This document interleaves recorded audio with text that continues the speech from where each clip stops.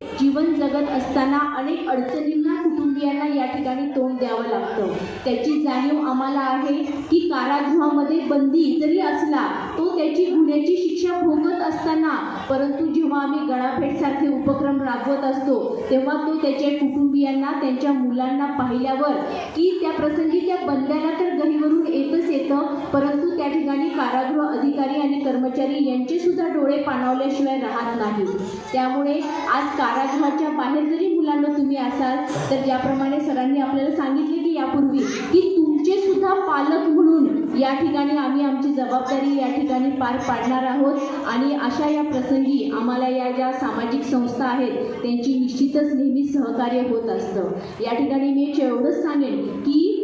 कवयित्री बहिणाबाई चौधरींचं एक वाक्य मला नेहमी आठवतं की समाजामधल्या माणसाची प्रवृत्ती, माणूस हा मुळातच स्वार्थी प्रवृत्तीचा आहे। आणि त्याचं एक तंतोतंत उदाहरण बहिणाबाई चौधरी असं देतात की त्या खानदेशामधल्या होत्या आणि खानदेशामध्ये कापसाचं पीक हे खूप मोठ्या प्रमाणावर होत असतं आणि कापसाचं पीक काढत असताना त्यांच्या भावाचं नाव होतं सोपान, ते सोपानाला सांगतात की अरे सोपाना, या कापसाच्या बिले देवाने इतका सुंदर झगा दिला,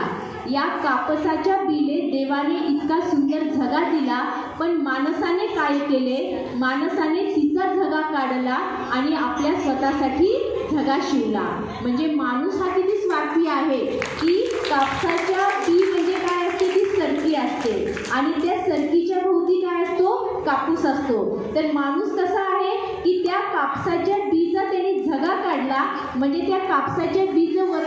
वरचं कापूस काढला आणि स्वतःसाठी त्याने काय केले, कपडे शिवले। म्हणजे माणूस हा असा स्वार्थी प्रवृत्तीचा आहे, परंतु ही स्वार्थी प्रवृत्ती कुठेतरी बाजूला ठेवून या ज्या समाजामध्ये कार्य करणाऱ्या या ज्या सामाजिक संस्था आहेत, या सामाजिक संस्था त्यांच्या उत्पन्नातील काहीतरी